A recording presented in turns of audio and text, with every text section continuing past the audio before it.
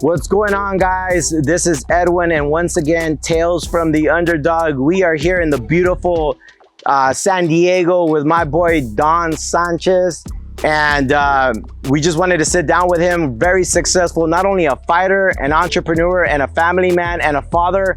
And thank you so much for being here with us today, bro. How's it going, bro? Good, brother. Yourself? Pretty good, man.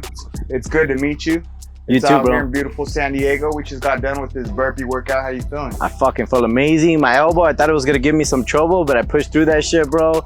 Just being with fucking so much testosterone, fucking passing through all of us, that energy, bro. I just pushed through that shit, bro. Hell yeah, man. We were talking at breakfast. We thought we were gonna do about 1,000 burpees over there, freaking each other out. But I first caught your eye. I saw you over there with that Muay Thai.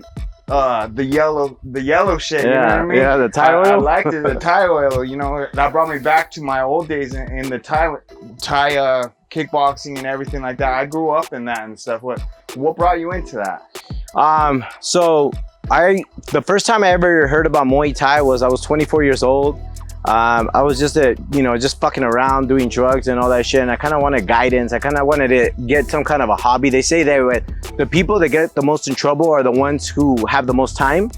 So I kind of wanted to get into some kind of hobby or something. So I remember down the street there was a Muay Thai gym, and I just got intrigued. I went in there. I was fucking intimidated, you know what I mean, like everybody else. And like I didn't know anything, you know. So but I took the leap, and you know, it was a cool community, you know. The MMA community in general, all aspects of any martial arts, for the most part, like it's really good, bro. Like they really take you in, especially if you're serious. You take the sport serious. You're respectful and all that, and you put ego to the side. They really accept you and all that, and it just kind of triggered from there, you know. So started doing Muay Thai. I did it for like about 7 years. I got addicted to it like everybody else. I was there for 3 to 4 hours a day, and I just fucking went full in, bro. And I did it for like about 7-8 years, and then I started my own business, and I kind of dropped out of that. And I remember telling my boy, or my crew at that time, who's not my business partner, that hey, I had to take a step back because I wanted to start my own business. So I took a little break, and I came back into the sport back in 2018 again. Hell yeah. That's similar like me. You know, I grew up on the streets and everything, but I had to find a place, and I found a gym, and it was Muay Thai over there. It was boxing, Muay Thai, but MMA, you say it's all about respect. You go in there, you got to earn your respect kind of at first, you know, but at the end of the day, if you show that you're that person, they're going to all respect you for that. And that's a huge thing. But I liked what you had to say, because you built a whole business model out of it. What do you got to say about business models and everything? Because you built out several very successful businesses out of different things. Yeah. But Muay Thai, that's a different thing. We're not in Thailand. We're in America, you know? Yeah, definitely. I've always been intrigued, obviously, because I was in the sport, so I was a product of the environment. But what I liked about it was when I went to my business partner and the opportunity showed up, I went with the intentions of just helping him how to run his business. He was with the intentions of looking for somebody that could help him out, you know? He wanted something more than just mentorship. He wanted a business partner that could be able to know the ins and outs of the way the everyday business runs. So he knew the Muay Thai part. I knew the business aspect of it. So I told him, listen, if you pay attention to any business that runs really successful, there's a few things that they have. They have a business plan, they have policies and procedures, and they have a structure of how the way they run things. Also, like most Muay Thai gyms are mom and pop shops. They're looking to get fighters. They're looking to just get the next champ, things like that. You know what I mean? Keep it very small, there's nothing wrong with it, right? But he was kind of sick and tired of being sick and tired and just training fighters. So I asked him, I was like, do you want to be a fighter? Or do you want to run a business? I was like, because if you want to run a business, it's totally different from, coaching fighters. And he said, you know what? I want to run a business. I said, all right, let's pay attention to a company that has a structure similar to what you have, but let's implement what they have in the sense of like their systems, and let's implement it into Muay Thai. And that's kind of where it went in. Having structural classes, having an app base, opening certain hours, never closing, having a social media presence, having a podcast, really structuring it to the point where like when people see us, they're like, fuck, that's a well-oiled machine. And that's kind of where we got into it. Yeah, man. Like you said, product of your environment. So you have to learn these things the hard way because you grew up in the hard way. But business wise, you have that business mentality. So you study it all the time and you saw it. So I got to give my hand out to you because that's a hard thing to do in the Muay Thai industry. It's like I said, we're not in Thailand. You know what I mean? Yeah. Yes, we have fighters and everything over here, but you have to have those systems and processes together. And I think that relates into any and all businesses. And that's why we clicked up right away, you know, even though I have my background in fighting or whatnot, we saw each other and I knew that like right off the top, it's not about the fighter. It's about the family. It's about the women, the children, and then the systems and the processes and everything. So you intrigued me on that. And I just had to ask you about that, man. So hats off for that. I appreciate it, brother. And that goes the same way when I even before we met and I saw your page and I think you were on stage or you were somewhere backstage with Wes. I'm not sure what event you guys were at. And I clicked on your stuff because he mentioned something about you fighting and I went in there and I'm always intrigued when people not only are fighters, but they're also business individuals and you have run a very multi-successful $1 million company. And I was just like, wow, that individual did it and found something and spiraled from it and took it to the next level. You know what I mean? Yeah. And that's what it's about, bro. It's a really genuinely finding other individuals who are like-minded and you want to get close to those people because you will learn things that you never thought you knew and feed off of that and then take it on your own and then build from there. You know what I mean? Absolutely. There's always someone that you're going to meet that's going to be able to help you with something. And it's like-minded people like all of us that'll help each other too. You know, a lot of people, they're very selfish in things, but the real successful ones, it's hands out, you know, it's free game. Just like everybody over here that I've met so far, it's been free game. It's been a blessing for sure. But yeah, we were over there and what I was talking about is failing, how we fail. And that's what built me up. And it's all the failures that brought us to the next level of everything. We had to fail to figure out what we're going to do on the next thing. It wasn't necessarily failing. I call it failing forward because we learned from all that shit. You know what I mean? Yeah. So how many times, how many days, nights, whatever that was it that you had to switch up things in your business model and everything like that?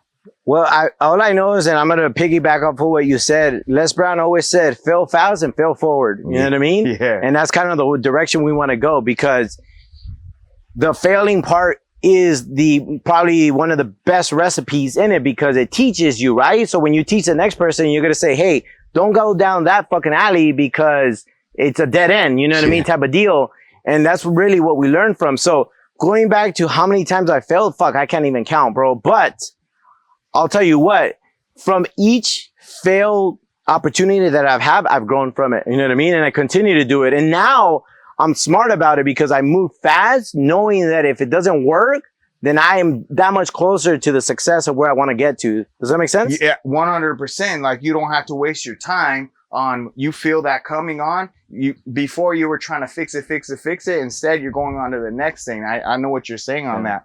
And there's another saying, you know, in sales business and stuff like that, I also go by this model. It's hire fast, fire faster. I like because that. There's so many people out here, they're just out for their own, you know, and you can get the feeling of those people and everything like that. It's a mentality thing. We're all out here for a mental type of thing. You know what I mean? Yeah. This is a mastermind together, but without the mental toughness of whatnot, you're not going to get anywhere. And that's in business, that's in life, that's whatever. It's a time where you got to make that choice. Yeah. When was it that you made that choice in your life? To what? To go into business? To change your life, no matter what it was. I think it was when I was 25. So I've always had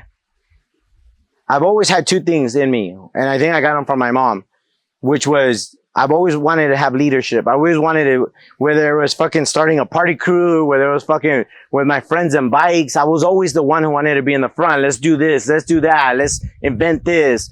Let's sell this. You know what I mean? Like, let's do all that. So that part has always been in me, and it's been from my mom being an immigrant from El Salvador, coming to the U.S. at 1 year old, seeing my mom sell blankets by the LA Coliseum, like those Mexican blankets. And I remember that shit to this day when I was 5 years old going with her selling tamales and all that shit. So that's always been in my blood.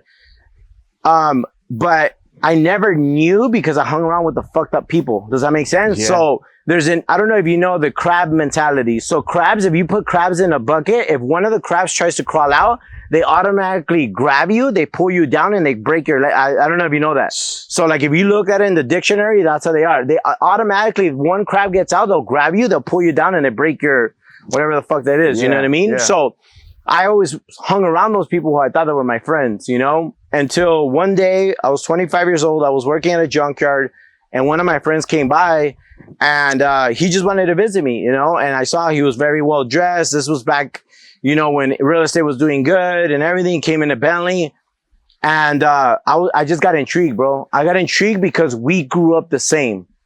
And my first thing, instead of being a fucking hater, I was all like, how did he do it? If we were both in the hood, like, how did he do it? You know what I mean? And so I asked, you know, I was like, bro, what did you do? And he told me I did real estate, this and that. And I was like, what are those guys doing? And he said, oh, there's a mobile washers and they're washing my car. And I was like, I thought I could do that because I was so used to labor. I was like, I could do that. Maybe I should do that and start my own business. But right off the bat, I was like, how can I think better like a businessman? And that's kind of when he gave me my first book, The Think and Grow Rich. And he said, hey, really, if you're really interested, take you under my wing. But hey, listen, you got to cut out all the fucking vices. You can't hang around with old friends. You got to put in the work. You got to do this. So I said, fuck it. I'm going to do it. You know, and I'm going to be honest with you. The first probably 8 to 12 months, I still try to balance both. I try to drink. I try to do fucking drugs. I try to do all that. And even though I was a hustler and I was able to make the business work, the vices kept fucking me up, bro, because it gave the gateway to those old friends. You know what I mean? Yeah. I still had that common bond, and it just kept fucking me up. And one day I was all like, I'm done. Like, I don't want to smoke cigarettes. I don't want to fucking do drugs. I don't want to fucking drink. I want to go all in. And that moment when I did that, bro, is when everything changed for me. That was really when the opportunity of having a clear mind opened up. Now, don't get me wrong. I fucking failed a lot. NSF, didn't have money.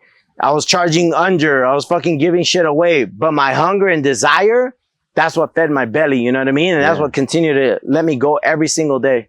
Yeah. And I see that so common in so many successful people, you know, and it's those things that bring us up because we're down and we're the NSF and all that shit, you know, and then the drugs, the vices, all that. At the end of the day, we just got to drop that shit and go. It's a thing that we got to think about and go forward with it. So that's why I had to ask you, man, because we all seem so similar. We all have these similar lifestyles, like growing up bad, growing up in the hood, fighting, drugs, gangs, whatever it is, you know. For me, I was facing 10 years. I was sitting in a jail cell, you know. I'm like, I gotta fucking change this shit. This is stupid. And I found the gym. Yeah. So, but yeah, man, you have several successful businesses, and I had to talk to you about it, and I like it. And it's all, like you said, it's systems and processes. I'm all about that too. Yeah. But at the other thing of it, it's mental toughness. Yeah. It's about, we're almost counselors to our people and everything, you know, like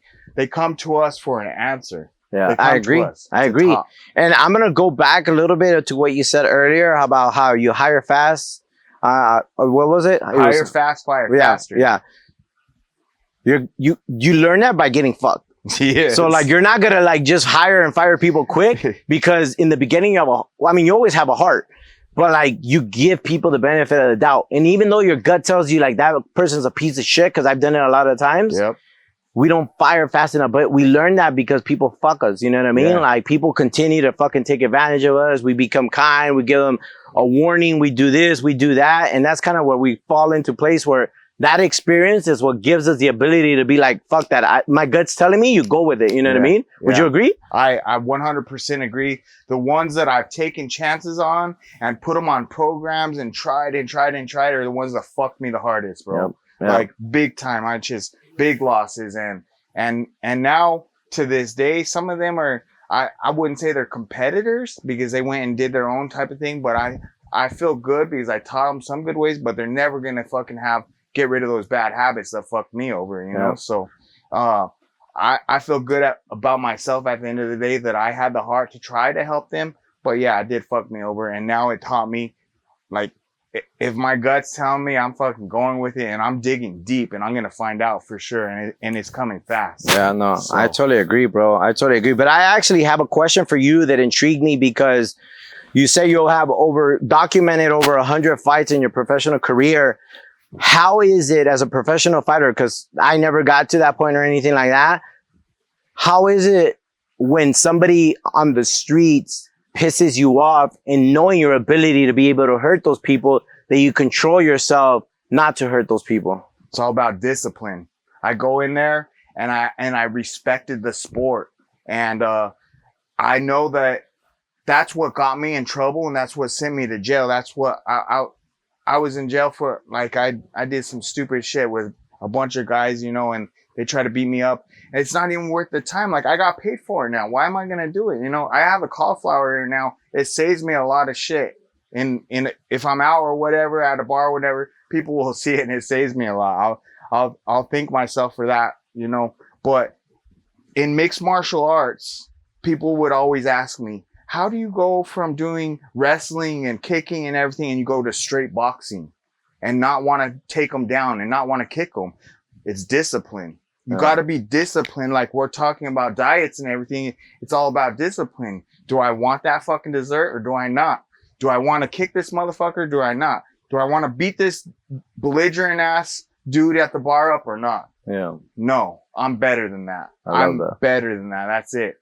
I love that, bro. And that's how it is in life with everything, you know? Did we want to do fucking 500 burpees?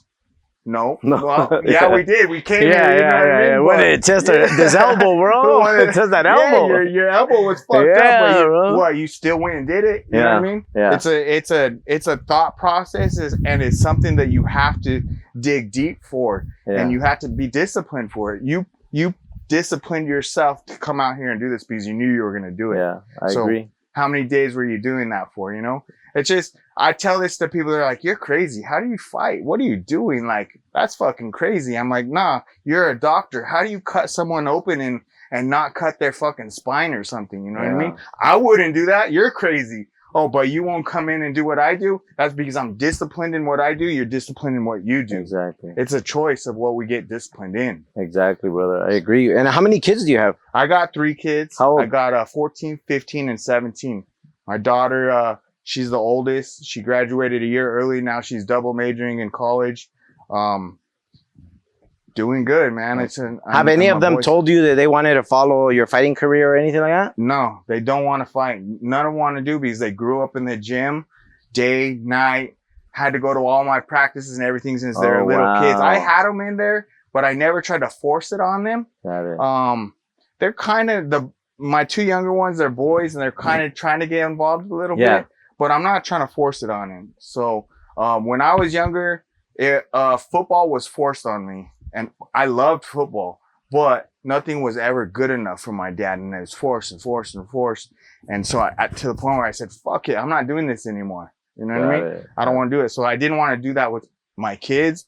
And I think they got a little burnt out because they were at the gym 3 times a day, 5 days a week. You know what I mean? If they weren't in school, they were going straight to the gym with me. So, what do they want to do? Have they told you, like, what do they want to do for the career? My daughter, she wants to go into, to law. She's going into law stuff. My middle son, he's kind of back and forth on what he wants to do. My youngest, he wants to do acting and shit. Okay. So he's a character, but they're all very good kids, man. It's just like, I'm blessed because, man, I was hell when I was a kid, man. I was pretty smart and everything, so school was easy for me, and it was just boring, you know what I mean? Right. It's boring to my kids, but they respect because we have a better life and everything right now. So what about you? How many kids you got? I got 3 kids, 22, 15, and 10. The 22-year-old is right now is on her own thing. I was young. I was 17 when I had her. Yeah. You know what I mean? So, like, I wasn't the greatest role model, and unfortunately, you know what I mean? But thankfully, she did have a great stepdad that kind of raised her well and everything, and she's doing pretty well. Not the greatest relationship, but we're kind of there in a sense. My 15-year-old, he's a lot more like his mom. I actually raised him. He's my stepson, but I raised him since he was 3. He's 15 now. And even though I'm not with the mom, like I told him, like, I'm going to take care of him and everything, and you know what I mean, raise him and just be the perfect example. Now, my little 10-year-old, that's the one who has a mindset, and he's got the mindset of like, hey, let me be on your podcast. Hey, you know what I mean? I think this would be good for the podcast. Hey, in the gym, when do you plan to open another one? Hey, can I use your assistant for my assistant? He's got that wanting it and that intrigueness of like entrepreneurship and stuff like that. Hey, can I sweep? Can I do that? And I love that because, I told my kids, like, if you guys, there's two things that I, you know, obviously we would like for them to have, but no one push it upon them. One is, one of the things that I do regret, because I wanted to do law enforcement when I was younger or join the military, and I didn't get to do any of those, would be to serve this great country. It's up to them. Or the other one would be like to be an entrepreneur, you know what I mean? And to really take the opportunity to be able to build something and give something back and help people and give them opportunities to work and all that. And so we'll see, man, but that's where they're at right now. Right now they're in that, the other one's a little older. She's like in her own thing. The teenagers are starting to like girls, but the little one is still on side by side with me, but he likes it, you know what I mean? And it kind of pumps me up for that. So that's good, man. My boys, they like to go work with us and they get paid and stuff, you know. But they still want to do their own things, type of thing. So with my business, it's just like, I don't think they want to take it over or whatever. That was my ultimate goal, for them to take over the business. But I realized, like, I can't force that on them. If they don't want to do that, then they don't want to. But what I tell them is, whatever you're going to do, just do the best you can do at that type of thing. You know, I'm not going to force anything on you, but do the best at what you can. Even if you're picking up trash, or you're the trash man for the city, or whatever the hell it is, I'll be proud of you as long as you do it the best that you can. You know, that's dope, man. And are you currently married?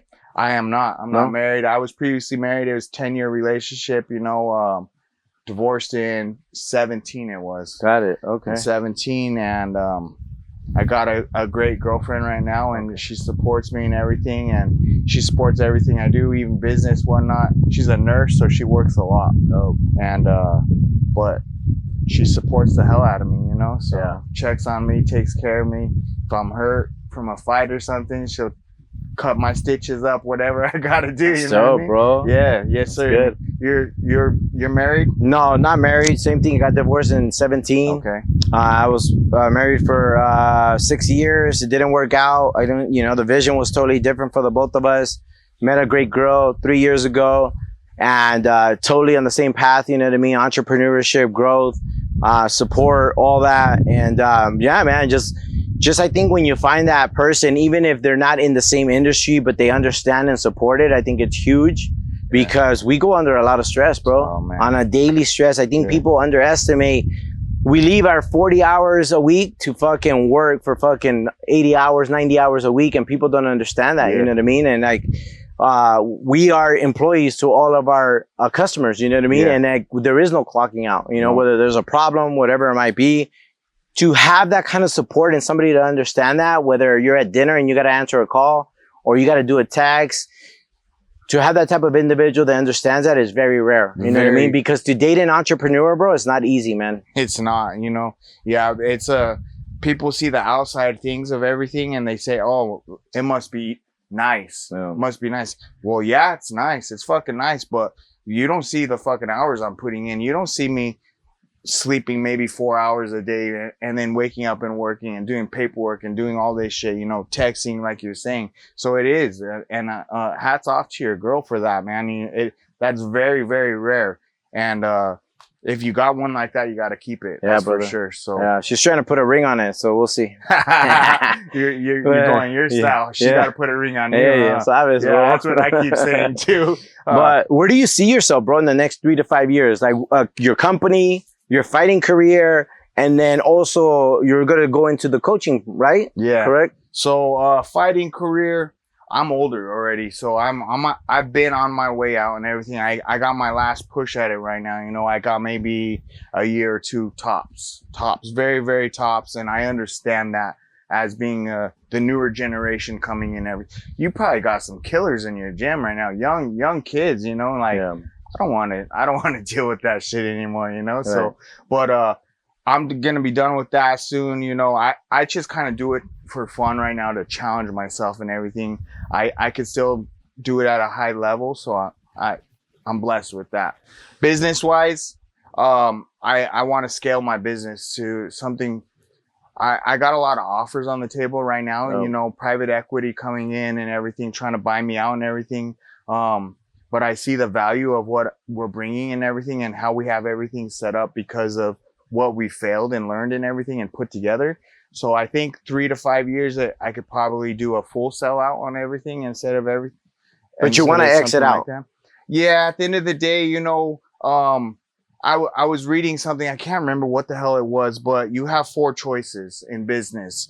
You have, you're going to either give it to your kids, you know, pass it down to them, which my kids, They don't want it. they don't want it, you Okay. know. You're going to just keep on working it and stay the same way you're going to be until you fucking die, which I don't want to do that too. Yeah. I love living life, you know. The third one was you run it to the ground. You run it to nothing. And then the fourth one is you sell, you know, so I think, I got one option right Yeah. here, you know, Yeah. so because I don't have the other 3, I'm not fucking failing. That's for sure. I'll do whatever I can so I don't fail this business. I'm not planning on working it forever, and my kids don't want it. So I got a bunch of good people around me and everything that deserve portions of it and everything. But obviously, if we sell for $100 million, they're going to get a piece of that. That's you know, dope. I'm not greedy, you know? So at the end of the day, it's about the whole team. Yeah. Who was loyal, who stuck around, who helped, who did what and everything like that. And I have it all written down, like what I would do goal wise if that were to come the case too. Got it. So, but I do want to open several different things and build them, scale them, sell them, maybe get into development, real estate development, stuff like that. But, you know, I meet new people all the time. So I'm the type that I hear something like, that's fucking cool. I want to be part of that. Yeah. You know what I mean? Like, Yeah. I already talked to you about your processes with the gym and Yeah. shit. Like, we have a small operation for a gym, but nothing like yours, you know? So I'm like, fuck, I'm going to talk to you. Yeah, about we this, got it, right? bro. Because Yeah. we definitely have thought about like expanding and all that, bro. But one thing that I told you from the company that I want to take you to the next event, it isn't about square footage. That's actually what kills gyms, bro. The big square footage and all that. It's about optimizing a certain amount of square footage between 25 to 3,000 square feet and popping those bitches out quicker and faster and just higher ticket price,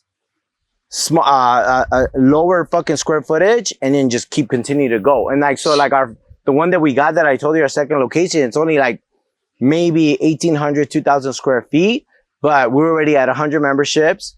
We are looking at 350 members, right?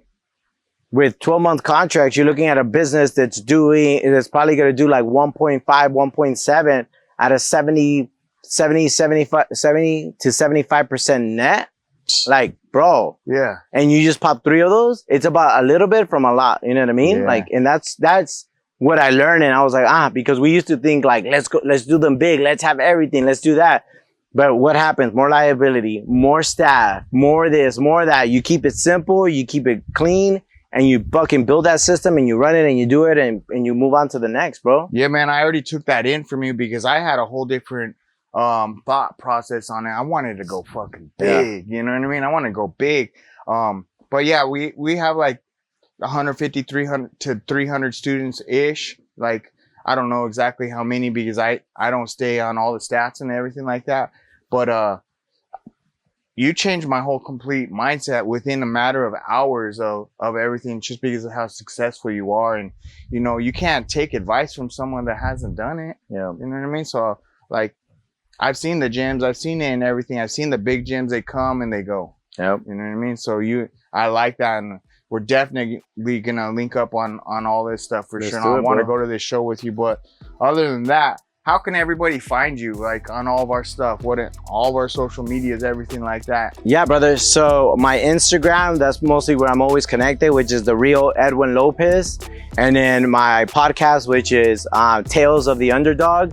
And that's kind of where, like this, we sit down with individuals that honestly had nothing or had the roughest startup or came from a fucked up fucking area or had bad vices. And then they flip that shit around, bro. And like yourself, bro, you know, running a 20 mil fucking company plus 50 employees, fucking around here with Wes, dropping 10 grand to come and spend with individuals like that. We spend 10 grand to fucking do 300, 500 burpees, bro. Obviously, there's more to that, but nevertheless, what's the secret to this shit? It's that inspiration that you got where you're just like, fuck, I thought like this, and it's like this, and it's like that, bro. Yeah. And that's what it's about. So I appreciate you having me and everything, bro. Yeah, thank you, bro. I appreciate you. Thank you. Yes, sir. All right.